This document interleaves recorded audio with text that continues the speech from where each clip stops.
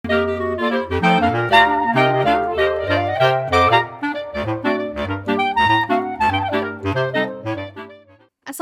warahmatullahi wabarakatuh. Halo teman bicara, kembali lagi bersama saya Dewi Fitrianti di Siniar Teman Bicara.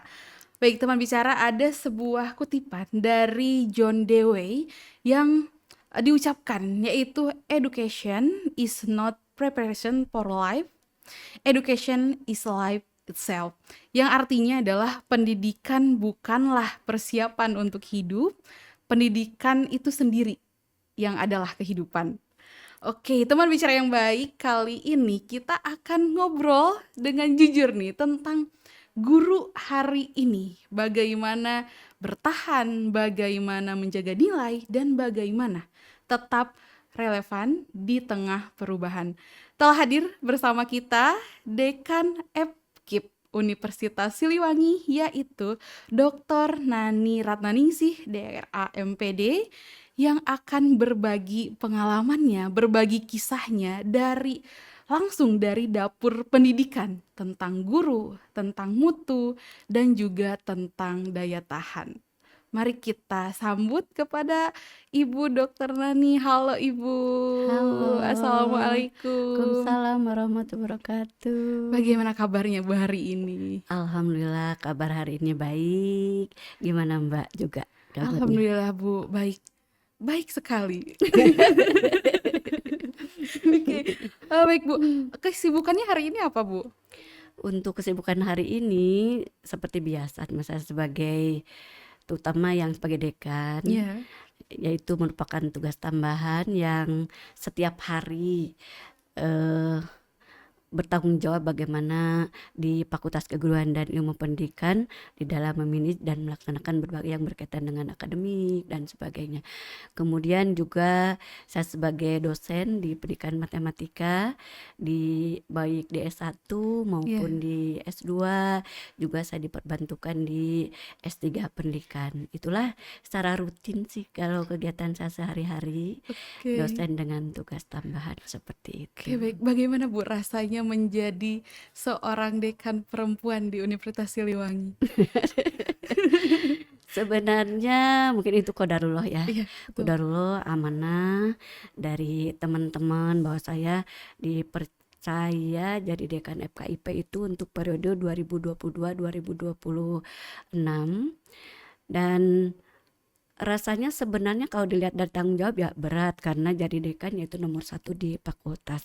Tapi karena itu merupakan amanah dari teman-teman yang saya jalani dengan senang hati, penuh ikhlas, dengan berbagai rintangan, tantangan, tapi harus tetap semangat seperti itu. Betul, berarti harus tetap dijalani ya Bu ya? Iya, tetap dijalani, membagi waktu antara waktu untuk kepentingan tugas, kepentingan keluarga, ya ibu-ibu lah biasa ya. Kalau ibu-ibu tuh kan biasanya menjadi kunci di rumah karena ngatur dapur. Iya, betul. Tuh dapur ini harus membagi waktu antara kewajiban yang berkaitan dengan memimpin FKIP, tentunya banyak waktu yang tersita di rumah dan juga banyak waktu tersita untuk keluarga. Tapi itu merupakan satu komitmen yang sudah disepakati dari awal pula. Dari sejak mencalonkan atau jadi balon dekan sudah komitmen seperti itu gitu ya. Oke, baik. Nah, ngobrol-ngobrol tentang FKIP nih Bu. Kan ada berapa jurusan ya Bu di FKIP? Kalau di FKIP itu ada 11 jurusan, 10 jurusan S1, 1 jurusan PPG atau profesi. Oke, berarti itu tujuannya kan, harapannya nantinya ingin mencetak guru-guru yang hebat dari Universitas Siliwangi. Ya, betul bahwa kami ini mempersiapkan guru-guru atau pendidik yang profesional. Betul. Di era, ya kalau untuk di lulusan sekarang berarti di era abad 21 ya, di era digital yang memang memiliki kompetensi sesuai dengan Undang-Undang Guru dan Dosen, yaitu Undang-Undang Nomor 14 Tahun 2005. Bahwa seorang guru itu harus memiliki 4 kompetensi, profesional, kompetensi pedagogik, kompetensi sosial, dan kompetensi kepribadian. Itulah sebenarnya dari FKIP itu mempersiapkan calon pendidik seperti itu. Untuk sekarang kan kebijakannya untuk seorang guru itu lulus S1 itu tidak langsung jadi guru, Betul, harus melanjutkan PPG dulu PPG. atau profesi, karena guru sekarang merupakan profesi atau belum mengikuti PPG atau profesi itu tidak berhak untuk melakukan pembelajaran atau tidak berhak menjadi guru seperti itu, harus memiliki sertifikat pendidik dulu seperti itu ya, Oke, Mbak. baik baik.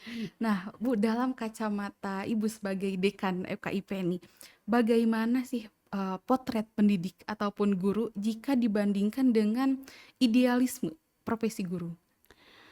Baik, kalau saya perhatikan gitu ya, Iya, ini sebenarnya bukan karena saya kan bukan guru gitu, jadi betul bukan betul. pelaku langsung di lapangan gitu Iya ya. Jadi hanya berdasarkan mungkin pengamatan, kemudian juga baca-baca dari berita. Dan kami kan FKIP itu memiliki beberapa kegiatan yang mitranya adalah sekolah, betul. seperti kegiatan FKIP Edu yang merupakan di dalamnya kegiatan PLP, Iya dan itu melibatkan semua sekolah di Kota Tasik, Kabupaten Ciamis. Terus juga ada PPG juga kan, untuk mitranya itu guru pamong yang berkolaborasi dengan dosen. Jadi sering berdiskusi, sering berkomunikasi dengan guru-guru.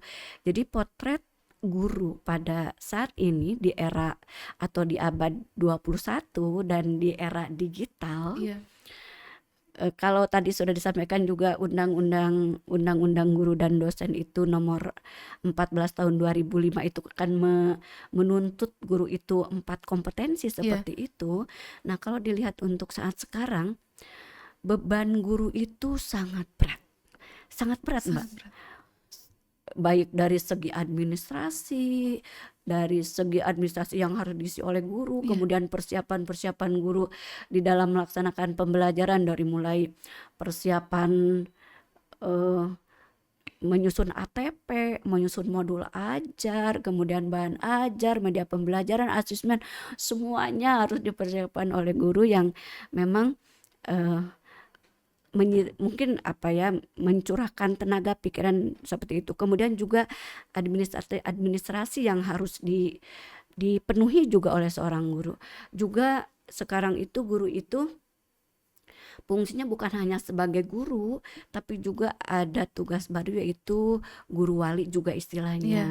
Juga ada guru sebagai wali kelas juga. iya, betul betul. Terus pekerjaan-pekerjaan yang lain untuk meningkatkan kompetensi atau ikut workshop dan sebagainya. Dan guru ini untuk potret hari ini sebenarnya sangat berat bebannya. Iya, Dan untuk meningkatkan atau tadi untuk memenuhi, kan harus selalu di-upgrade ya, betul Mbak ya, betul. kompetensi-kompetensi yang Betul, tadi Bu. terutama untuk kompetensi pedagogik dan profesional itu ya harus harus seimbang seiring berjalan dengan semua kebutuhan yang harus dipenuhi oleh guru di Betul. lapangan.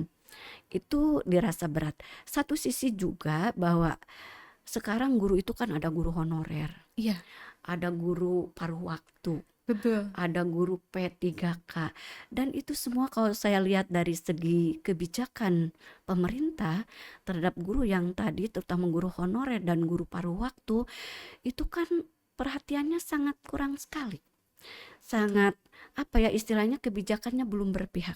Iya, Coba kalau kita lihat di berita-berita misalkan gitu ya, banyak di ini bahwa guru honorer bahkan sampai usianya sampai dia harus pensiun masih guru honorer, gajinya selamanya cuma 200.000 atau betul. cuma 300.000.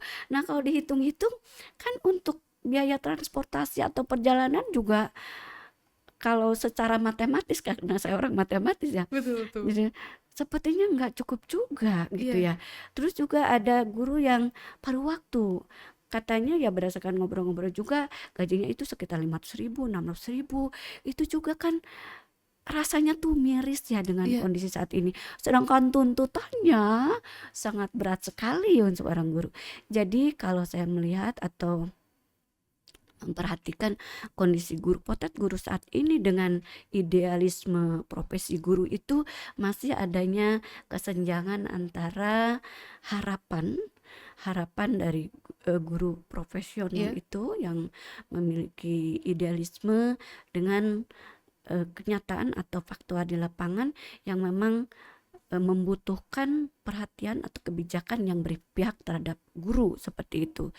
Jadi kalau saya di sini berpendapat perlu adanya satu eh, apa ya, mungkin perubahan gitu ya Mbak ya, betul betul, perubahan Bu. dari pemerintah yang berpihak kepada kebijakan guru, terutama tadi guru-guru yang masih honorer tapi mengabdi Iya, untuk mencerdaskan anak bangsa, tapi perhatiannya atau kebijakannya tidak berpihak kepada iya. mereka, dan itu juga untuk guru yang paruh waktu Oke, itu. berarti itu merupakan salah satu tantangan terbesar gitu ya Bu untuk Betul, guru. betul, Bukan hanya iya. guru-guru muda tapi guru-guru yang sudah lama mengabdi juga itu Mengabdi yang tantangan statusnya berbesarnya. memang belum jelas. Iya, Jadi yang harus diperhatikan itu adalah tadi status, kemudian ini untuk yang tadi ya, untuk iya, guru honorer dan PTK. Dan tadi kesejahteraannya. iya, Karena kan mereka juga atau guru ini kan memiliki keluarga iya, betul yang benar harus Bu. ditanggung Iya, kehidupannya seperti itu. Dan ya itulah yang merupakan mungkin masalah yang sangat besar saat ini kalau menurut saya, betul. yang perlu adanya regulasi-regulasi yang berpihak terhadap guru, karena guru ini berkontribusi untuk masa depan, dan mungkin atau eh, bukan mungkin lagi sepertinya ya, bahwa guru ini adalah mempersiapkan masa depan anak bangsa untuk Indonesia Emas pada tahun 2045 seperti itu. Iya, betul Ibu. Nah, tadi kan ada tantangan ya tersendiri untuk menjadi seorang guru ya Bu ya. Bukan untuk menjadi, yang sudah menjadi seorang Iya guru juga betul ada ya. tantangan terbesarnya dan itu dari mana-mana. Nah, apa yang membuat seorang guru itu bisa bertahan dalam tekanan yang panjang ini, Bu? Nah itu ya, kadang kita juga suka berpikir seperti itu, ya ampun ini luar biasa gitu Iya, betul. pengabdiannya, apabila kita bandingkan dengan yang ya isinya pekerja-pekerja yang lain lah, yang memang Iya, isinya di kantoran, bukan ini. Yang membuat mereka bertahan adalah saya meyakini bahwa pekerjaan guru ini memang panggilan jiwa sebenarnya, betul. karena dari awal, dari sejak kuliah, kemudian melanjutkan ke PPG atau Iya, profesi, ini sudah ditanamkan jiwa-jiwa pengabdian, kemudian jiwa keikhlasan seperti itu.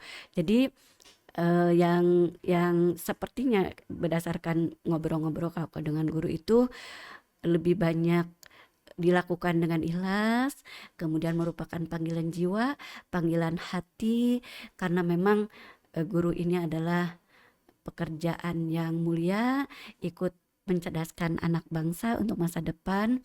Dan seperti pepatah atau apa mengatakan bahwa guru itu adalah pahlawan tanpa tanda jasa, kan seperti iya, itu sudah betul. melekat. Makanya eh, untuk seorang guru atau yang baik yang tadi honor atau paruh waktu, karena panggilan jiwanya sudah melekat di dalam dirinya, jadi dia mampu untuk bertahan dalam berbagai apapun gitu, seperti itu kalau saya melihat seperti Iya. itu. Berarti ini juga yang diterapkan oleh Epkip mungkin ya, Bu, Betul ya, terhadap, betul mahasiswa gitu. betul ya. Oke, baik. Jadi tidak hanya, apa ya, tidak hanya kompeten, tapi nilainya juga harus Betul, ditingkatkan gitu ya ya, Bu? betul betul. Jadi tidak Oke. hanya memiliki kompetensi yang 4 tadi, tapi juga harus memiliki kepedulian, karakter, kemudian juga memiliki jiwa-jiwa yang memang mendukung sebagai pendidik, karena pendidik itu dituntut harus penuh kesabaran, karena Betul. menghadapi siswa yang satu kelas sekarang kan rata-rata sekitar 40, Iya, 50, yang dalam satu kelas itu beragam.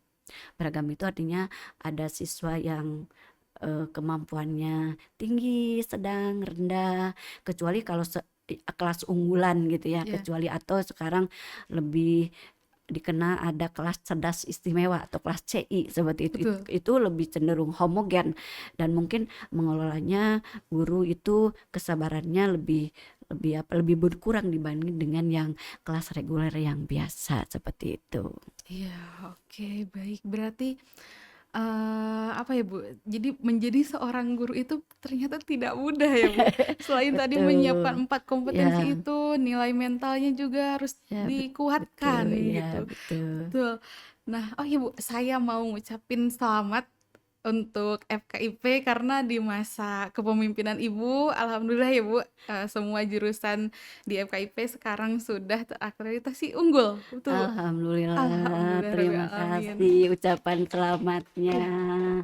Itu qadarullah, takdir dari Allah dan Iya. perjuangan bersama. Iya, oke. Nah, tentu banyak yang melihat bahwa nilai akreditasi ini sebagai akhir nih, Bu. Padahal kan kalau kita tahu ya, prosesnya itu pasti panjang gitu, Bu. Apa sih kunci utamanya? Oke, betul. Kata Mbak Dewi tadi bahwa untuk mencapai akreditasi unggul ini tidak mudah Iya. dan melalui proses yang panjang. Kami dari FKIP itu dari 11 prodi, 10 prodi alhamdulillah sudah unggul. Masya Ini juga Allah. berkat ke komitmen bersama, Betul. perjuangan bersama, dan satu prodi PPG yang profesi itu baik sekali. Mudah-mudahan di akreditasi berikutnya bisa unggul. Mudah-mudahan seperti itu. Nah, kalau tadi ditanya mengenai bagaimana kiat atau kunci utama Iya, untuk mencapai unggul ini, dan unggul ini untuk mencapai akreditasi unggul ini bukan pencapaian individu, betul. bukan pencapaian sekelompok orang. Iya, Atau misalkan pencapaian di prodi saja, di fakultas saja, atau di universitas saja, tidak demikian. Tapi ini merupakan persiapan yang sangat panjang, dihantarkan juga oleh pimpinan sebelumnya. iya, Sebelum tahun saya 2022 juga saya yakin itu sudah menghantarkan, cuman pas momennya waktunya di kepemimpinan yang sekarang. iya, Karena kepemimpinan yang sekarang itu dari tahun 2022 sampai 2026 itu reng-rengan parektor ya, iya, dan semua termasuk dekan, kemudian para kaprodi dan semuanya. Nah, ini merupakan komitmen bersama. Komitmen ini dibangun dari mulai pimpinan universitas, terus ke para kepala lembaga, iya, para kepala UPA, kemudian ke fakultas, kemudian ke prodi, ketua prodi atau jurusan, kemudian ke dosen, kemudian juga ke tendik, iya. semua, bahkan ke mahasiswa dan ke alumni. Ini Oh, merupakan satu komitmen bersama yang harus kita pegang untuk menghasilkan satu, memang untuk akreditasinya kan di prodi, betul, betul. untuk menghasilkan akreditasi untuk prodi unggul. Dan ini semua kita berkomitmen dan berkolaborasi Iya, seperti itu. oke. Dan tentunya pasti harus bertanggung jawab. Iya, Jadi dalam rangka akreditasi ini mencapai unggul ini tidak hanya di prodi saja dengan dosen-dosen dan ada tim task force-nya untuk iya, akreditasi, tetapi semua berkomitmen, dosen, tim task force, ketua jurusan, terus dekan, wadek, kemudian tendik, kemudian juga para kepala lembaga, kepala UPA, pimpinan universitas, semua berkomitmen untuk mencapai satu visi bagaimana caranya untuk unggul gitu. Dan semua harus berkolaborasi, tidak betul. bisa bekerjanya terpisah-pisah. Kemudian juga bertanggung jawab, Iya, itu hanya untuk uh, ujung tombaknya atau ininya ada di program studi untuk pencapaian unggul itu. Kami juga ada LPMPP kan, iya, betul. ada Lembaga Penjaminan Mutu dan Pengembangan Pembelajaran. Dalam rangka akreditasi itu selalu juga dibantu, didampingi oleh LPMPP itu dari mulai penyusunan DKPS-nya, LED-nya, semua berkas-berkas juga didampingi dengan kami juga dari pimpinan fakultas selalu berkoordinasi, Iya, baik ke pimpinan universitas, para rektor, para warek, semua, para kepala biro, kemudian juga turun ke lembaga penjaminan mutu, ke lembaga penelitian dan pengabdian iya, LP2M, ke kepala UPA, tetap perpustakaan, iya, apalagi pada saat AL, semua ini harus terlibat betul. karena semua, karena di dalam akreditasi ini bukan hanya sekedar kegiatan di prodi yang dinilai, tapi semua yang terkait di dalam yang ditulis di DKPS dan LED itulah yang dikontrol, termasuk Sarfras, termasuk tadi mahasiswa dan termasuk alumni.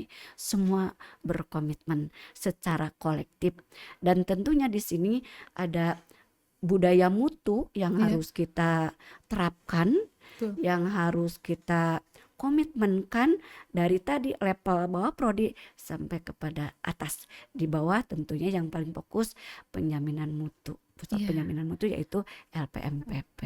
Itu Mbak Oke, Dewi. berarti kunci utamanya tadi ya Bu, yang pertama adalah komitmen Komitmen, dan yang betul, kedua adalah komitmen. kolaborasi. Kolaborasi, ya Nah ini betul. tadi belum sempat di-mention nih Bu, kolaborasi seperti apa sih dari mulai dosen, tendik, dan pimpinan ini untuk menjaga mutu itu tetap ada? Oke. Jadi yang dimaksud dengan kolaborasi di sini, di dalam pengisian DKPS dan LED itu kan membutuhkan data-data dari berbagai, misalkan data dari fakultas, data dari LP2M, data dari UPA perpustakaan, misalnya UPA kewirausahaan, kemudian UPA bahasa dan sebagainya. Kemudian juga kami membutuhkan data-data dari tracer tadi, kemudian juga membutuhkan data penelitian, pengabdian dan Betul. sebagainya. Itu semua kan kami menjaring Iya, dari berbagai pihak gitu. Terutama untuk bukti-bukti fisik itu yang biasanya apa ya, yang harus kami kumpulkan, karena bukan hanya sekedar kegiatan saja secara tertulis, tapi kalau kegiatan tanpa ada bukti fisik, nah itu juga kami tidak diakui untuk kegiatan tersebut. Juga dengan pihak-pihak mitra iya. atau lembaga yang lain untuk kerjasama, baik kerjasama yang sifatnya lokal, nasional maupun internasional, dan itu semua harus berkolaborasi ya. Berkolaborasi. Betul, itu yang Oke. dimaksud dengan kolaborasi. Jadi tidak bisa bekerja hanya di prodi saja, di fakultas saja, tetap kita harus berkomunikasi, berkolaborasi dan berkomitmen untuk semua pihak. Tanpa berkomitmen atau adanya yang bekerja masing-masing, Iya, tidak terbuka, tidak bekerja sama, tidak komunikasi, ini akan menghambat untuk proses kelancaran pengusulan akreditasi. betul. Berarti itu ya kunci dari kolaborasi. Jadi semua elemen dari tendik, dosen, alumni, Ya mahasiswa bahkan itu betul. punya tugasnya masing-masing ya Ya Bu untuk betul mencapai betul. budaya mutu itu. Ya, iya iya. Oke, baik.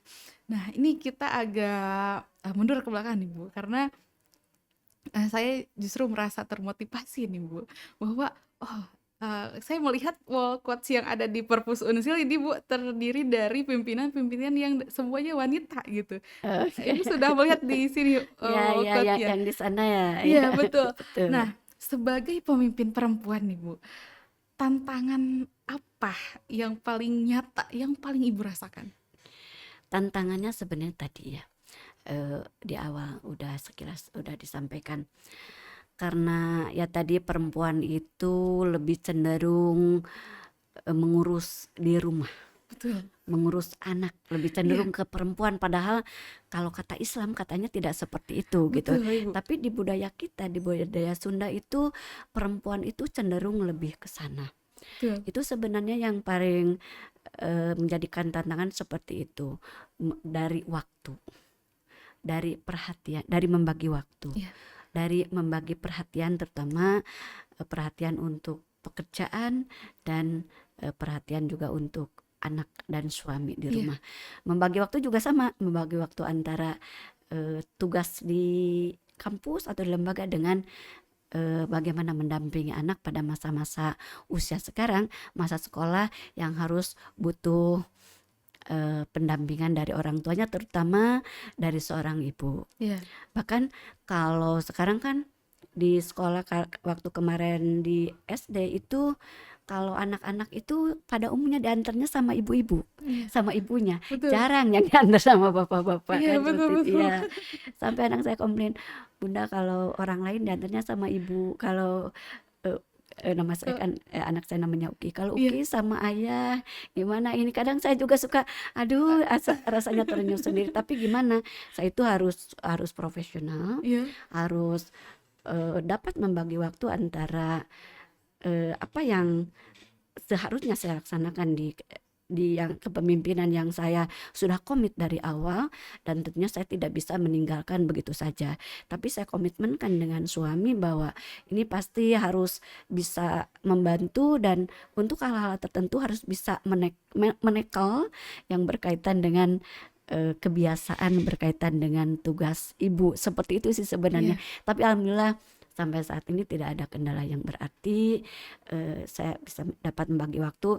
Ini adalah di penghujung, satu di penghujung kepemimpinan. Betul. Jadi di bulan Juli tanggal 7 saya itu sudah lengser nanti, dan sekarang kan lagi pemilihan rektor, Iya. kemudian nanti pemilihan dekan. Alhamdulillah tidak ada Oke. masalah yang berarti, berjalan dengan lancar, dan saya didukung oleh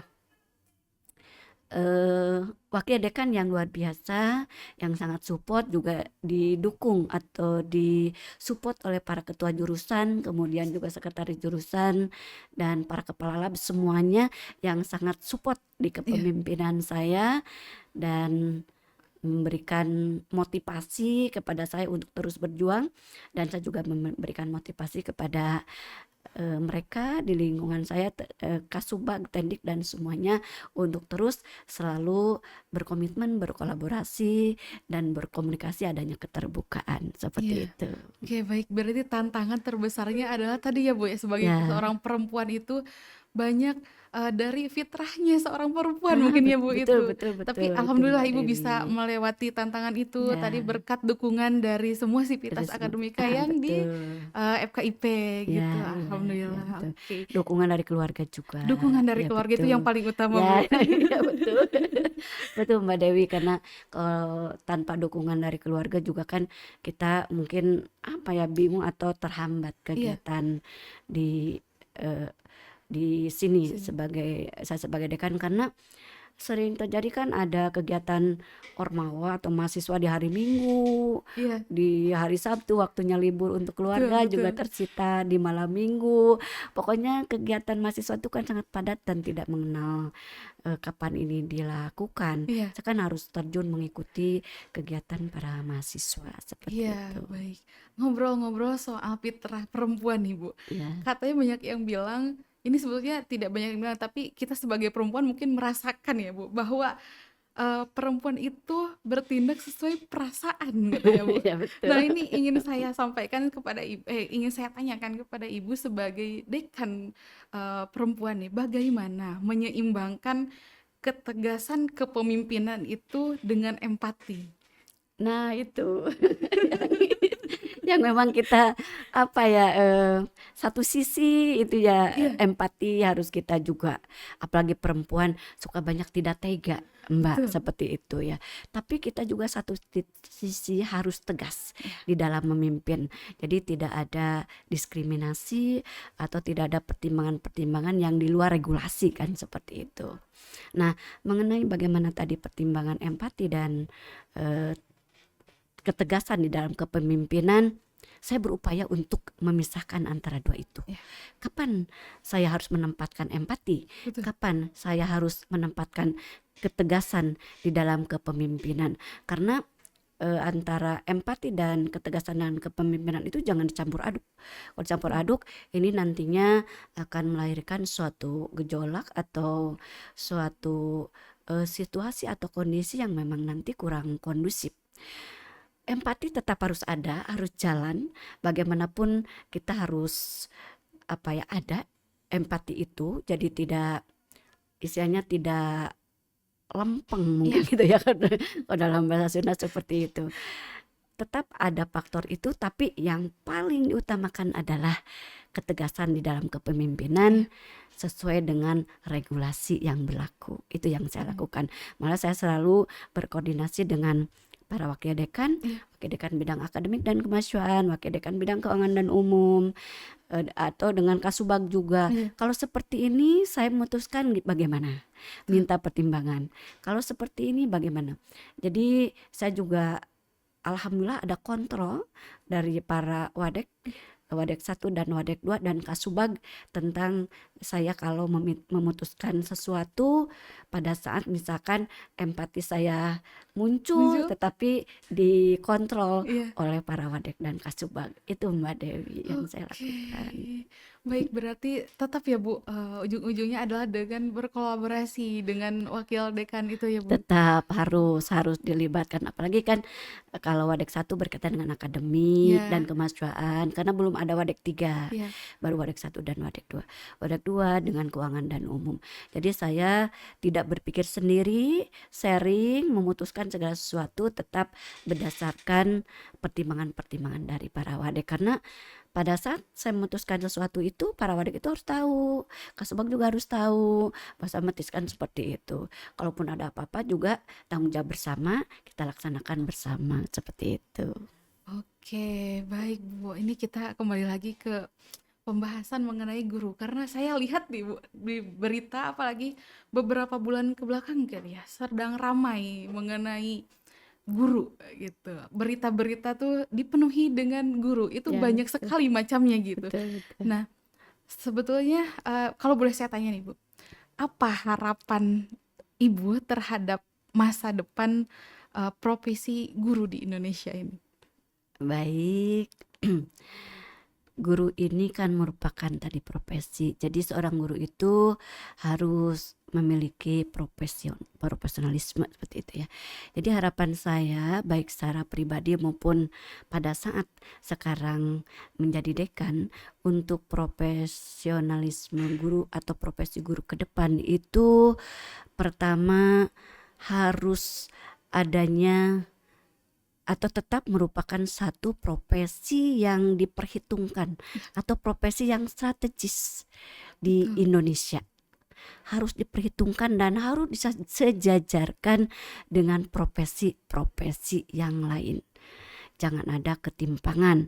Misalkan satu profesi bidang keilmuan yang lain mah gimana, kalau guru mah tidak diperhatikan atau Ya, kurang betul. diperhatikan, seperti tadi ada masalah-masalah seperti itu. Kemudian juga bagi guru adanya pengakuan-pengakuan atau peningkatan kompetensi Ya, dari pemerintah yang memang harus di istilahnya teh harus kontinu dan berkelanjutan, ya, karena yang namanya meningkatkan kompetensi dari para guru ini, dari guru meskipun sudah jadi guru profesional seperti itu, karena perkembangan zaman itu terus meningkat terus, betul, betul. kemudian perubahan apalagi sekarang di era digital, tentunya para guru itu juga kan harus mengikuti perkembangan zaman, Iya, tuntutan perubahan-perubahan, bukan hanya sekedar paradigma tapi betul. harus action, harus nyata Iya, dilakukan. Nah itu juga perlu dukungan dari pemerintah. Juga tadi karena guru ini adalah saya menginginkan profesional profesi guru ini adalah satu profesi yang strategis di Indonesia, itu juga harus diperhatikan tadi dari status, dari kesejahteraannya, iya, kemudian juga banyak di lapangan atau di daerah itu, antara kalau sekarang itu kan harus pembelajaran itu berbasis digital, betul, betul Bu. dan misalkan salah satunya adalah mengimplementasikan atau menerapkan AI Iya, seperti itu. Nah, dengan standar yang sama yang dihimbau atau digulirkan oleh kementerian itu, tetapi kita itu harus memperhatikan untuk daerah-daerah yang ada untuk sekolah-sekolah atau siswa yang ada di daerah, iya, dan untuk guru yang ada di daerah juga. Dan sarprasnya memang tidak bisa disamakan dengan sekolah-sekolah atau fasilitas atau sarana prasarana yang ada di iya, perkotaan. Dari jaringan saja sangat susah bagaimana untuk menerapkan pembelajaran yang berbasis digital untuk di daerah ini juga harus merupakan Meskipun misalkan harus melek teknologi seperti itu, tetapi untuk kondisi yang saat ini yang ada di daerah-daerah seperti itu untuk sekolah yang istilahnya kan ada 3T ya. Betul betul, Bu. Ya, 3T itu sangat susah sekali. Masih untung ada juga yang guru yang mau mengabdi di sana Iya, hanya untuk akses sarana prasarana misalkan untuk transportasi, untuk eh, untuk kegiatan yang lainnya yang mensupport proses lancarnya pembelajaran di sekolah itu sangat susah untuk di daerah ini. Makanya ini perlu profesi guru ini memang harus merupakan satu profesi yang perlu ditingkatkan dari berbagai iya, aspek dan begini dan perlu mendapat perhatian dari pemerintah terutama untuk kesejahteraan guru dan status guru. Dan sekarang misalkan kalau guru ini masih banyak atau belum seimbang antara yang diangkat dengan yang pensiun, itu kalau saya menyarankan kepada kebijakan dari pemerintah bahwa harus melihat bagaimana kondisi sekolah di daerah yang masih ada guru yang mengajar itu tidak sesuai dengan bidang keilmuannya. Nah, seperti itu. Kalau dikatakan misalkan kalau satu kali tes CPNS itu atau P3K itu misalkan hanya nerima sekian banyak yang tidak lulus, iya, padahal di daerah itu masih memerlukan guru atau betul. masih memerlukan tenaga pendidik yang memang sesuai dengan bidang keilmuannya. Nah, itu jangan dibiarkan begitu saja. Gimana ini mau jadi profesional? Iya, Seorang betul. guru apabila mengajar juga tidak sesuai dengan bidang keilmuannya, Iya, bagaimana dapat membekali para siswa sebagai generasi penerus, generasi untuk masa depan. Kalau memang tapi mohon maaf bukan berarti saya merendahkan atau tidak percaya dengan guru yang tidak sesuai dengan bidang keilmuannya. iya, Misalnya untuk mengajar matematik misalnya dipegang oleh guru yang memiliki latar belakang kesenian misalnya, iya, betul. punten ini misalnya gitu ya. Nah, itu juga sebenarnya kalau dilihat itu ironis, tapi karena di sekolah itu tidak ada guru baru, kemudian ada guru itu dan sanggup daripada mata pelajaran ini tidak ada yang megang, ya ya alhamdulillah guru itu bisa mungkin mempersiapkan diri, meningkatkan diri melalui pelatihan atau workshop atau apapun gitu ya, seperti itu. Tapi itu sesuatu yang sangat miris yang perlu diperhatikan oleh pemerintah yang Iya, seperti itu. Itu masih banyak di daerah-daerah iya, eh, tertinggal. tertinggal atau pokoknya meskipun tidak tertinggal yang agak jauh dari kota, Iya, istilahnya betul betul, Bu. disko. Disko itu di sisi kota. Kita mendapatkan istilah baru hari ini, disko. Disko di sisi kota seperti itu Mbak Dewi. Iya, Jadi saya tuh kadang kalau terjun ke lapangan kalau saya tuh orang daerah sebenarnya. Orang daerah yang datang merantau ke kota iya, Tasikmalaya. Jadi yang tahu persis bagaimana kondisi pendidikan di daerah yang memang perlu mendapat sentuhan iya, dari pemerintah untuk disejajarkan dengan sekolah-sekolah ataupun fasilitas yang ada di kota. Seperti itu Mbak Dewi. oke, baik. Berarti tadi kesimpulannya ya, Bu, ya, harapan untuk profesi guru ke depannya di Indonesia adalah yang pertama, status itu harus diberi kejelasan ya, Bu, Nah, ya. itu Karena tidak punya status itu sangat ya untuk yang guru-guru yang ya, honor, untuk yang untuk yang paruh waktu gitu. Karena itu kan boro-boro status ya, untuk honor aja kadang seperti tadi besarnya iya, cuma betul. 200.000 atau 300.000, Iya, 500.000, 600.000 seperti itu sebenarnya mungkin bukan nggak jelas tapi sangat miris seperti itu iya, ya betul gitu betul, Bu. seperti itu dan untuk perlu diperhatikan lagi Iya, lah gitu ya. diperhatikan lagi Itu kesejahteraannya ya, Bu, ya ya. karena kesejahteraan ini merupakan satu motivasi bagi Iya, guru untuk terus berkarya, betul. terus mengabdi Iya. gitu ya. Jadi itu juga jangan diabaikan, merupakan salah satu faktor untuk motivasi. Oke, baik. Tadi juga sempat disinggung ya, Bu, ya, mengenai memberikan perhatian yang lebih terhadap, Itu betul. terhadap guru yang berada di daerah-daerah Iya 3T iya iya tadi ya, iya Bu, iya, ya. betul, iya. Itu mungkin harapan ke depannya ya, Bu, ya, Ya, supaya, betul. guru di Indonesia itu sejahtera gitu, dari Betul, pemerintahnya dikasih, kesejahteraan, ya betul. perhatian lebih gitu Iya, ya, Bu, untuk coba ini. sekarang aja Mbak Dewi kalau tapi ini juga mohon maaf kalau saya keliru atau Iya salah ya. Sekarang kan ada kebijakan MBG ya. iya, betul. MBG, terus MBG itu kan di mana-mana dan merekrut Iya pekerja di situ. Hanya yang bekerja MBG aja baru masuk itu sudah statusnya ASN dan iya, gajinya jauh lebih besar daripada guru yang telah mengabdi 20 tahun, 15 betul tahun yang tadi honorer itu seperti itu.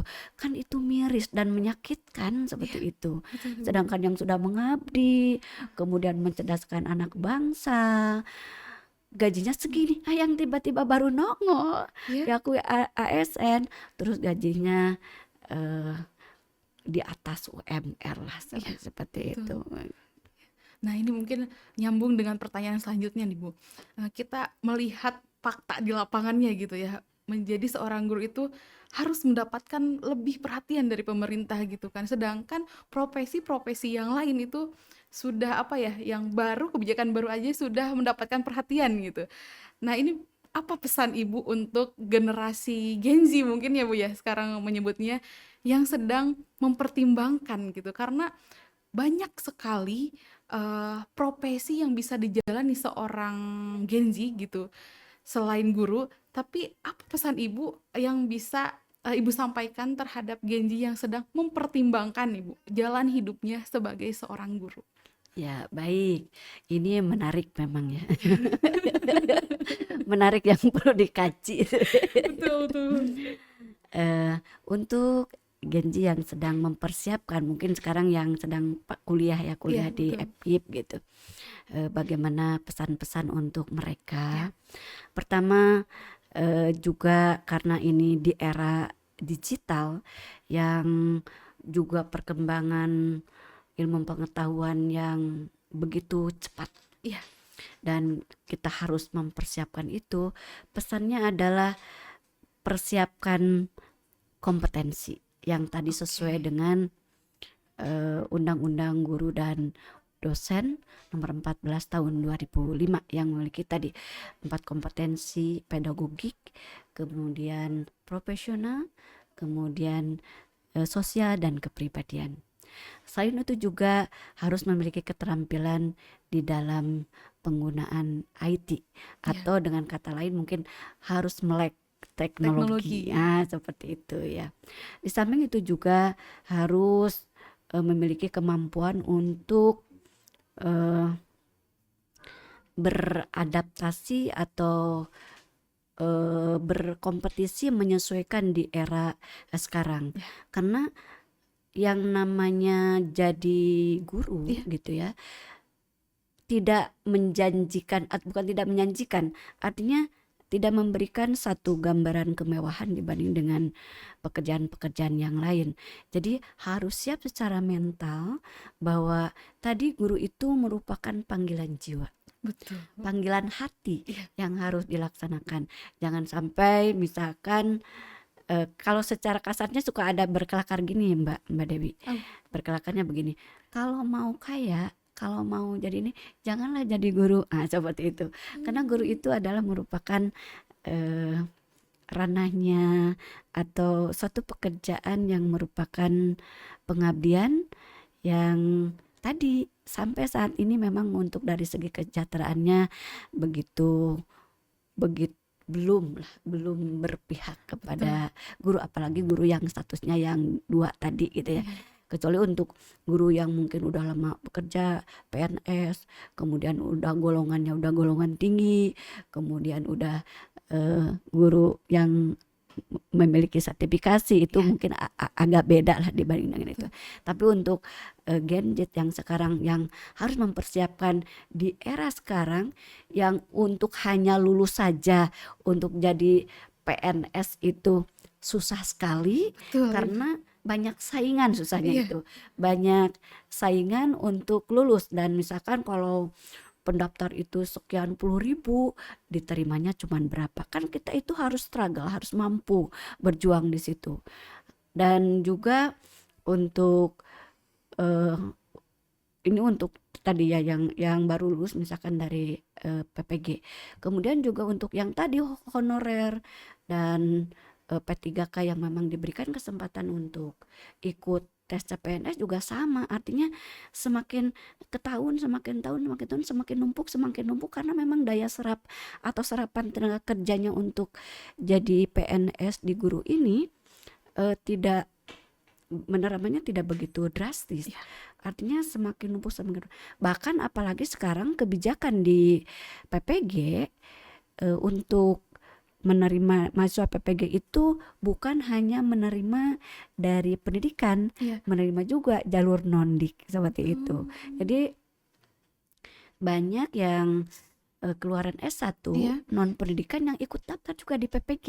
Berarti Gitu. saingannya tuh lebih banyak ya Lebih Bu ya? banyak ya untuk sekarang. Nah, pada saat keluar dari PPG itu kan harus siap Iya. untuk berkompetisi untuk bisa lulus diterima baik jadi PNS maupun P3K seperti Iya. itu. Nah, kalau saya berharap untuk nanti adanya kebijakan baru dari pemerintah bagi yang lulus PPG mungkin ini ya karena memang perjuangan di PPG-nya juga tidak gampang gitu ya, Betul. banyak keluhan juga dari para mahasiswa, tugasnya banyak dan lain sebagainya. Nah, mudah-mudahan bisa yang lulus PPG itu bisa langsung ditempatkan gitu ya, bersedia ditempatkan di mana saja seperti dulu seperti itu. Mudah-mudahan kebijakan ke depan lebih baik lagi, lebih bagus lagi untuk para Gen Z ini yang sedang mempersiapkan jadi guru. Tapi tetap ya tadi pertama harus memiliki tadi minimal 4 kompetensi itu, kemudian siap bersaing, kemudian memiliki melek teknologi dan juga memiliki keteladanan seperti itu. Oke. Dan yang paling awal mungkin ini sebuah panggilan hati ya Bu Ya, ya, betul untuk itu menjadi panggilan hati ya. menjadi seorang guru Ya, itu. panggilan jiwa. Oke, panggilan jiwa. Baik, jika dirangkum dalam satu kalimat Bu, apa makna menjadi guru hari ini? Aduh. Mana menjadi guru hari ini? Tapi mungkin ini tidak satu kalimat, susah ya kalau satu kalimat. Tadi memang tantangannya sangat berat. Baik dari segi kompetensi, kemudian juga tuntutan di lapangan. Tadi harus menghadapi siswa baik di level SD, level SMP maupun level SMA juga kan yang sangat beragam. Nah, itu guru ini kalau dirangkum dalam satu kalimat atau beberapa kalimat gitu ya. Guru merupakan pembelajar sepanjang hayat. Jadi guru itu harus terus belajar karena tadi kan sesuai dengan peningkatan atau perubahan zaman atau kebijakan-kebijakan atau tuntutan dari perkembangan teknologi. Jadi guru ini merupakan pembelajar sepanjang hayat yang harus mendidik dengan ilmu. Jadi mendidiknya dengan ilmu, memang harus memiliki ilmu. Kemudian dan membimbing para siswa itu dengan hati. Tetap hati itu harus ada. Karena secanggih apapun teknologi, kalau seorang guru itu untuk dalam pembelajaran tidak bisa sepenuhnya dipercayakan kepada media berbasis teknologi. Tetap sentuhan-sentuhan seorang guru itu harus ada. Jadi sentuhan pedagogik dari seorang guru itu harus ada. Tidak bisa yang namanya pembelajaran ditinggalkan begitu saja karena medianya sudah canggih. Karena yang namanya siswa di awal belajar perlu ada arahan-arahan, ada bimbingan, ada sentuhan, ada pendampingan dan sebagainya gitu ya. Jadi memang itu harus dibimbing dengan hati.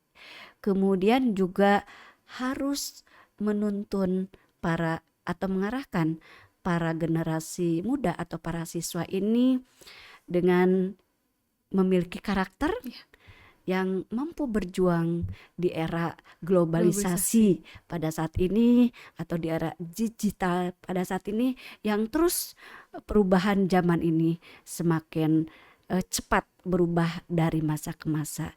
Jadi singkatnya adalah kalau tadi diarahkan satu kata apa Betul. guru untuk hari ini, guru adalah pembelajar sepanjang hayat yang mendidik dengan ilmu, kemudian membimbing dengan hati dan menuntun siswa untuk membangun karakter supaya memiliki kemampuan secara global dan mampu bertahan atau berjuang di era digital sekarang ini. Oke, baik. Ibu, terima kasih. Sama-sama Mbak Dewi. Oke, ini saya menjadi ngepris gitu. Wah, keren banget ternyata menjadi seorang guru itu. Mungkin ini teman bicara juga akan setuju gitu bahwa guru itu merupakan seorang yang sangat mulia karena kita tidak akan menjadi apa-apa hari ini tanpa seorang guru gitu. Betul ya, Bu ya? Betul, Betul. Oke. betul. Baik. Karena keberhasilan kita itu mau tidak mau, suka tidak suka itu ada kontribusi guru pada saat kita Ya, level SD, SMP, kemudian SMA ataupun yang sederajat itu semua kita itu dibimbing oleh guru. Jadi semua presiden atau apapun yang sukses di masa sekarang itu ada campur tangan atau kontribusi dari seorang guru. Jadi itulah mungkin kalau guru itu merupakan satu tadi pahlawan tanpa tanda jasa yang memang betul. itu yang disematkan atau yang digembor-gemborkan jargon seperti itu. Malah kalau saya suka teringat dengan nyanyian untuk guru kan seperti Iya. itu, saya kadang suka sedih, oh ya saya sampai saat ini juga alhamdulillah kita itu berkat campur tangan ya, artinya secara ini ya secara mungkin kalau takdirnya memang takdir Allah Subhanahu wa taala, tapi itu ada campur tangan dari guru juga untuk kita membentuk seperti sekarang ini. Jadi Oke. kepada semuanya yang apalagi generasi Gen Z yang akan nanti berkiprah ke depan dalam mensukseskan Indonesia Emas pada tahun Iya. 2045, janganlah melupakan seorang guru, dan guru adalah merupakan orang tua kita juga yang pernah memberikan ilmu, membimbing kita di sekolah dan di samping dengan orang tua kita yang ada di rumah. Mari hargai guru yang pernah berkontribusi dan berjasa untuk kepada kita sampai saat ini. Oke, Itu Mbak baik. Dewi. Oke, teman bicara yang baik, dari obrolan kita hari ini saya teringat pada ajaran Al-Ghazali. Dia mengatakan bahwa siapa yang mengajarkan satu huruf kebaikan, ia telah menanam cahaya dalam kehidupan. Dari obrolan kita juga hari ini diingatkan kembali bahwa profesi menjadi guru itu tidak hanya sekedar pekerjaan, tapi juga sekedar perjalanan nilai, panggilan jiwa tadi yang seperti Bu sampaikan, ketahanan dan juga pengabdian jangka panjang. Terima kasih kepada Ibu Sama-sama Mbak yang Dewi, terima telah iya, yang kasih. telah menyampaikan ceritanya ya Bu, tadi sedikit refleksi juga, terus yang telah membagikan inspirasi bagi kita, bagi teman bicara, dengan bahasa yang mudah dipahami nih Bu. Saya menjadi paham, oh ternyata menjadi seorang guru itu tidak sesimpel kelihatannya Ya, gitu Bu. betul. Baik, semoga obrolan ini menjadi kekuatan bagi guru hari ini dan juga untuk guru masa depan. Terima kasih sudah Amin ya mendengarkan rabbal teman alamin. bicara. Saya Dewi Fitrianti, pamit undur diri. Sampai jumpa di episode siniar teman bicara selanjutnya.